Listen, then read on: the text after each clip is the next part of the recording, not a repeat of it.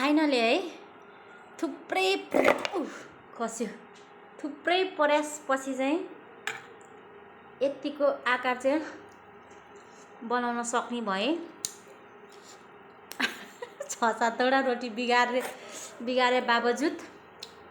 यस्तो रोटी चाहिँ पहिला के हाँडीमा पोल्थ्यो हैन गाउँमा आमाले अनि यसरी मुलाको अचार अनि अथवा पोल्यो त्यो टमाटरको अचार अनि यस्तो गरेर यसरी खान्थ्यो के कस्तो मिठो हुन्थ्यो हैन मलाई चाहिँ एकदमै मन पर्ने बनाउने ढङ्ग छैन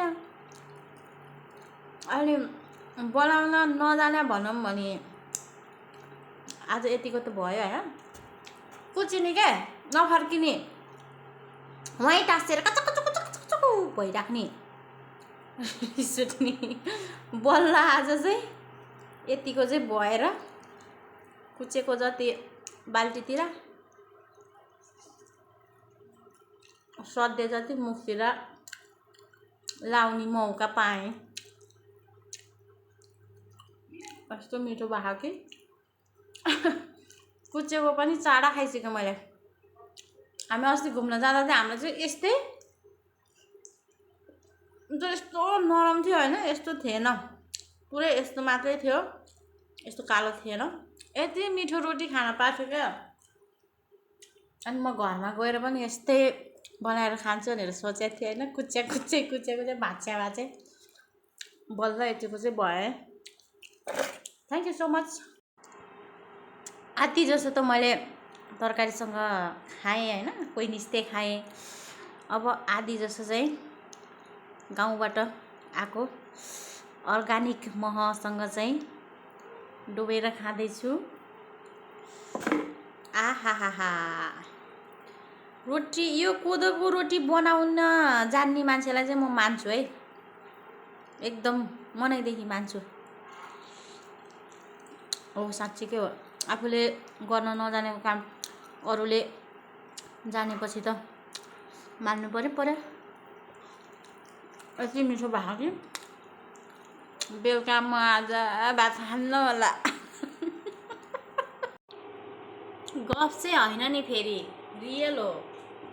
पुनमले बनाएको रियल यो गाउँबाट आमाले पठाइदिनु भएको अर्गानिक घिउ हैन अनि यो पनि गाउँबाट आमाले पठाइदिनु भएको अर्गानिक कोदोको पिठो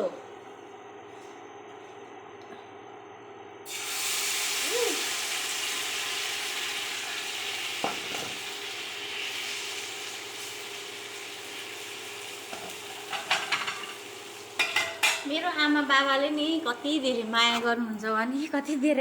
गर्नुहुन्छ भने नजिक भएको फाइदा बारीमा पहिलोचोटि जे पाक्यो त्यही पुनमको घर आइपुग्छ क्या धन्यवाद भन्न चाहन्छु म आमा र बाबालाई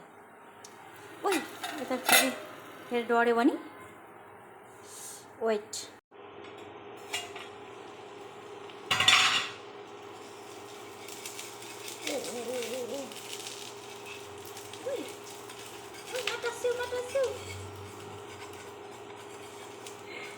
भिडियो बनाउन लाग्छु बिग्रेर फेरि पुनमको विजय होला नि फेरि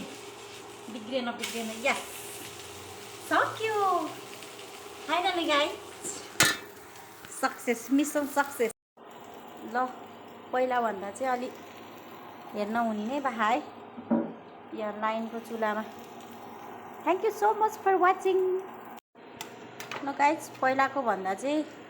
हेर्न हुने भएको छ है कति राम्रो हेर्न लायकको चाहिँ बनाएँ thank God thank you so much for watching bye by